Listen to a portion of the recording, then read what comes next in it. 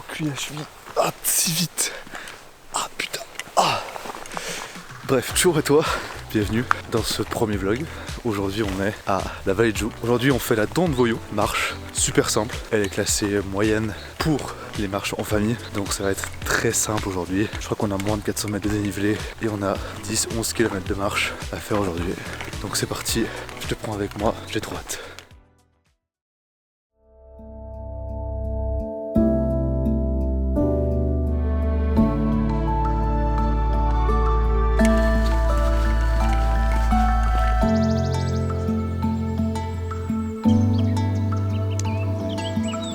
Je sais pas vous, mais moi ces panneaux jaunes, je les prends toujours comme des challenges. 2h10, 8h20, on va arriver à 10h30 en haut. On va essayer 10h15.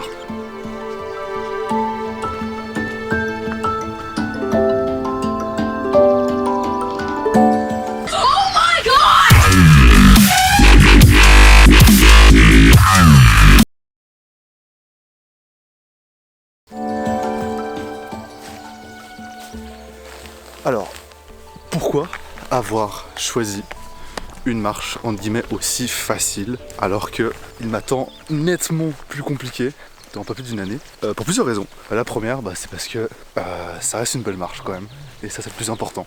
Deuxième raison, c'est parce que je connais cette marche, j'ai déjà faite quelques fois, et moi ça me permettra du coup de me concentrer sur la vidéo plus que sur quel chemin je dois prendre, où je suis, etc.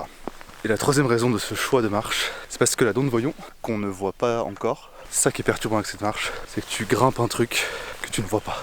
Mais bref, du coup, l'histoire de la Dent de Voyou est très intéressante. Je vous en reparlerai quand on sera en haut, je pense. Je vous promets, c'est pas chiant. Et ça vaut la peine, l'anecdote est assez cool. Comme ça, si un jour vous faites cette marche, et vous pourrez être ce gars chiant qui explique tout le temps. Quand tu fais une randonnée, tu veux te reposer l'esprit tranquille, et qu'il y a ce gars qui te dit t'as vu là-bas, c'est du calcaire. C'est pas moi.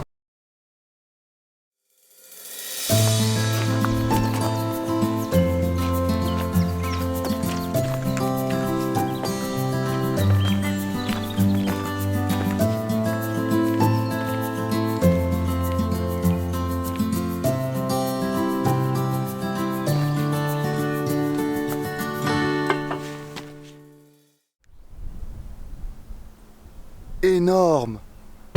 Je sais pas ce que je fais. Faut aussi la montagne, ça vous rend con. Vous êtes tellement heureux d'être en nature. Il y a le soleil, il y a une belle vue. Et je sais pas, ça rend heureux. Ça drogue en fait, c'est ça. Je crois que c'est pour ça que j'aime autant la montagne, c'est pour ces sensations là où tout est beau, tout est incroyable. Bon, alors que je faisais le malin en montagne, il m'est arrivé un petit souci. J'avais posé la caméra là pour faire un plan de moi qui arrive par là.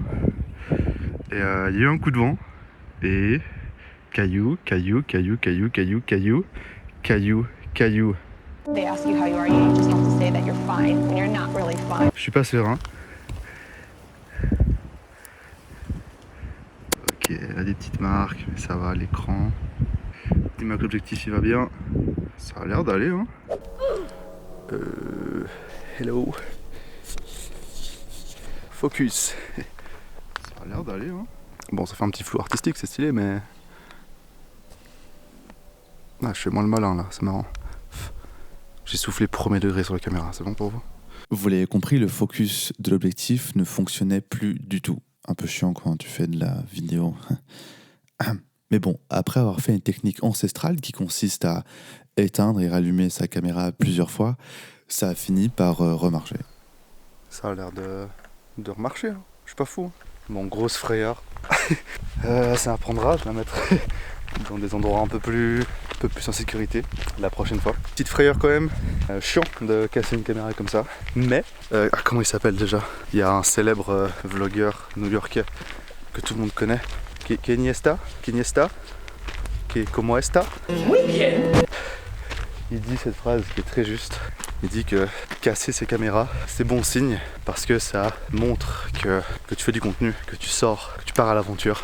Ok, je veux bien montrer que je veux bien sortir, je veux bien montrer que je suis sorti, mais quand tu vois le prix des caméras, le prix des objectifs, ça fait plutôt mal au cul de les péter. Donc Oui, je suis d'accord avec toi. Kenny, je vais t'appeler Kenny, ça te va, je t'appelle Kenny? Non. Mais je pense que toi et moi on n'a pas le même budget non plus. Ah putain, j'ai eu peur, petite caméra.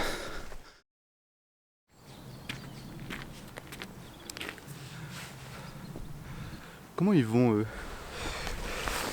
Il est un peu plus de 9h.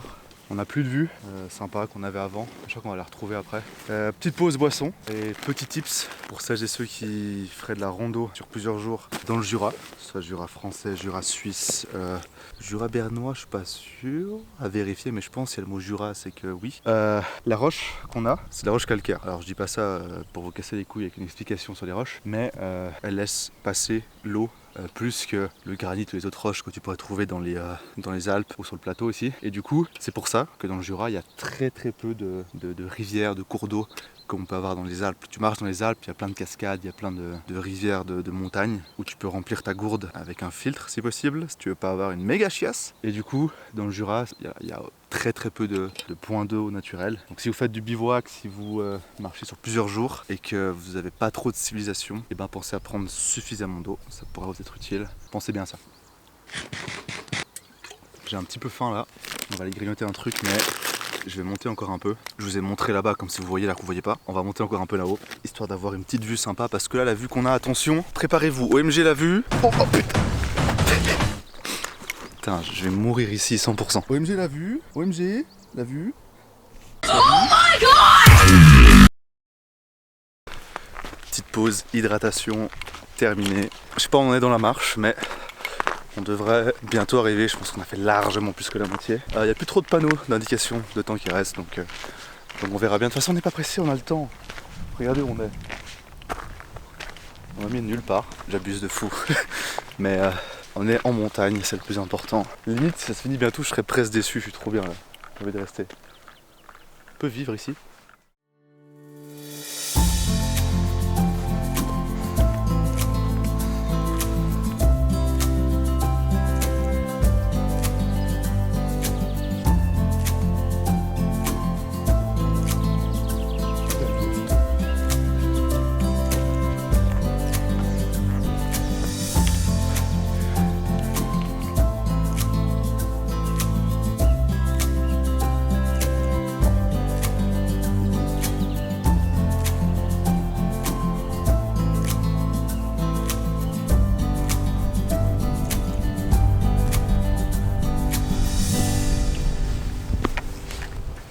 Oh, j'ai cru que j'avais pas lancé l'enregistrement. Oh, j'ai eu peur.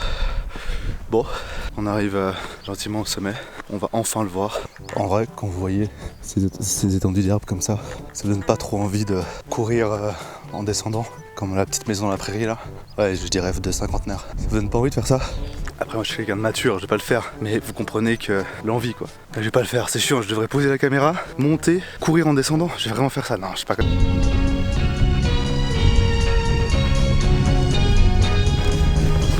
Ok, nous y-je.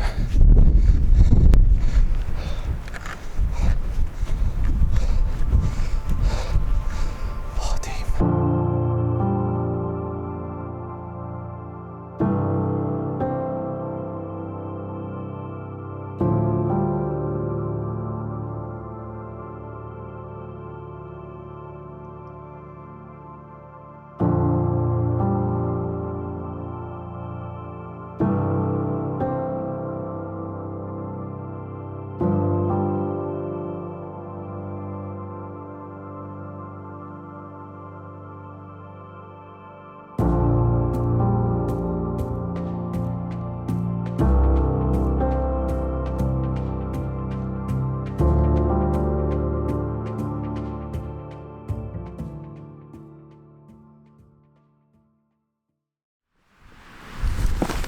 Bon, je me suis mis un peu à l'abri du vent.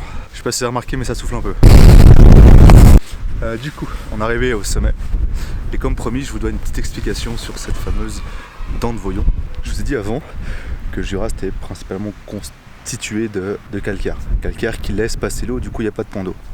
Sauf que là, qu'est-ce que vous voyez là, juste là-bas? Un immense lac. Tu me dis qu'il n'y a pas de point d'eau et un immense lac, tu te fous pas un peu de ma gueule par hasard? Et ben en fait, c'est un peu grâce ou à cause de cette dent de Voyon qu'il y a un lac juste là-bas. En fait, la dent de Voyon, c'est un peu une anomalie dans la chaîne du Jura. En fait, si tu regardes la chaîne, la dent de Voyon, elle sort de la chaîne, comme s'il y a quelque chose qui l'avait poussée. Je sais plus si on a des explications pour ça, si on a eu une cut de moi qui explique. Salut. Vous allez me voir assez souvent pendant cette petite partie vulgarisation parce que je dis beaucoup de merde. Voilà, énormément de merde. Non pas parce que j'ai pas préparé le sujet avant d'en parler, non, c'est pas ça, c'est juste que je pense l'altitude, ça devait être ça, ou la fatigue de la mare, je pense. Du coup, on a une explication, évidemment, de pourquoi la dent de Voyon est détachée de la chaîne du Jura. Comme le dit Perrin et ses petits potes, en fait, c'est dû à un mouvement de faille. Un mouvement de faille qui a justement décaler la dent de Voyon. Et en fait, qu'est-ce qu'on avait avant dans cette vallée? On avait un glacier pendant...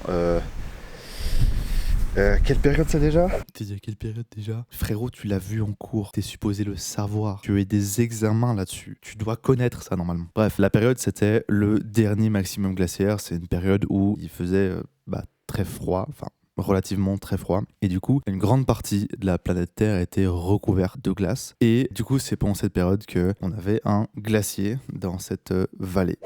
Bref, pendant un moment il y avait plein de glaciers, dont le fameux glacier du Rhône qui a formé le Léman, qui a formé la vallée du Rhône, qui a vraiment creusé les Alpes. Et ben ici on avait également un glacier, je sais plus lequel c'est parce que j'ai pas retenu, je vous le mets ici. À ce moment c'est le glacier du Rhône aussi en fait. Oui, c'est le glacier du Rhône. Et en fait aujourd'hui on voit encore des traces de ce glacier dans cette vallée notamment, mais partout dans le Jura en fait. On voit ce qu'on appelle des vallées en U ou en auge pour les gens qui veulent se la péter, c'est exactement la même chose.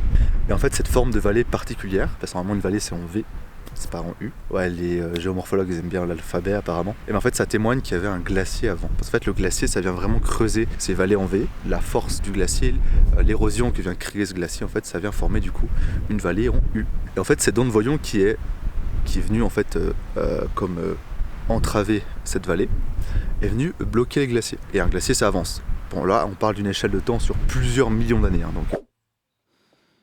Millions d'années? Il a dit millions d'années? Combien? Il a dit millions d'années. Millions. On va se calmer le Marseillais. Je rappelle la période du dernier maximum glaciaire, c'était de moins 115 000 à moins 10 000. Tu fais le calcul, ça fait même pas 1 million d'années. Millions d'années il a dit. Il a dit millions. Enfin, aujourd'hui ça recule malheureusement. Mais normalement un glacier ça avance. Alors, oui, on dit que les glaciers reculent aujourd'hui. C'est vrai mais c'est faux. Non, un glacier évidemment, avec ce qu'on appelle la gravité, ça descend les vallées. Ce qui donne l'impression qu'il recule, c'est que l'hiver, vu qu'il fait froid, il avance. Mais l'été, vu qu'il fait chaud, il fond en fait. Mais après l'hiver, il avance. C'est juste que d'année en année, il va de moins en moins loin. Et du coup, on a l'impression qu'il est en mode oh putain, il fait chaud dans la vallée, moi je me casse. Hein. Je suis pas sûr de celle-là en vrai. Et en fait, c'est un glacier, c'est vachement lourd. Ça a une masse gigantesque, vous pensez bien. Et forcément, cette masse, comme je l'ai dit, ça vient éroder. Mais surtout, quand on a un verrou comme une montagne, en fait, ça vient bloquer le glacier. Donc le glacier, il vient un peu en mode appuyer.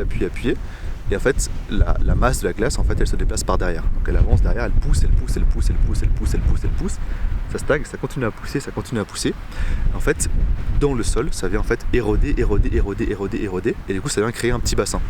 Alors, ce que je dis est juste, oui, le glacier bloquait contre la dent de Voyon, mais il a surtout fini par passer par-dessus, comme on le voit dans le schéma qui est là, mais que je montre aussi avant. Je voulais juste le préciser, ça me stressait, parce que le glacier du Rhône, il pouvait faire jusqu'à 1000 mètres de haut à certains endroits. Donc autant dire, comme on peut le voir d'ailleurs ici, sur cette magnifique carte de GeoAdmin, que la dent de Voyon, elle est sous la glace. Donc oui, le glacier passait par-dessus. Et ce bassin, en fait, quand les températures augmentent de manière naturelle, et pas abusément à cause de l'homme, en fait la glace vient fondre et remplir en fait ce bassin. Et c'est pour ça qu'on a un lac ici, c'est parce qu'on avait un verrou qui est la dent de Voyon qui sortait de la chaîne du Jura, un glacier qui est venu appuyer, c'est venu éroder parce qu'il y a de plus en plus de masse glaciaire qui stagnait ici et qui avançait ici en fait. Et du coup on a eu un petit bassin, le glacier a fondu et l'eau est venue remplacer en fait la glace et remplir ce bassin.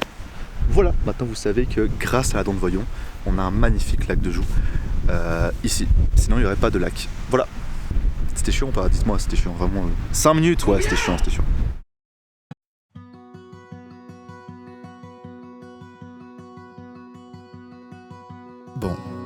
sais que le sommet, en montagne,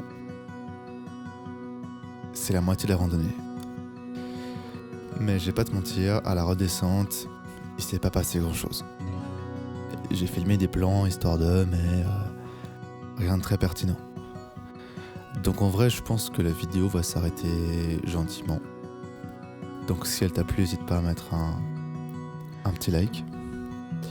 Et sache que je prépare d'autres vlogs de ce genre-là.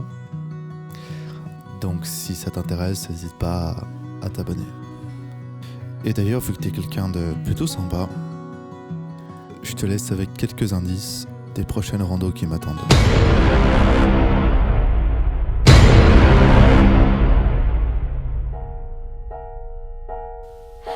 Hey now, you're an all-star, get your game on, go play. Hey now, you're a rock star, get the show on, get paid. And all that glitters is gold, only shoes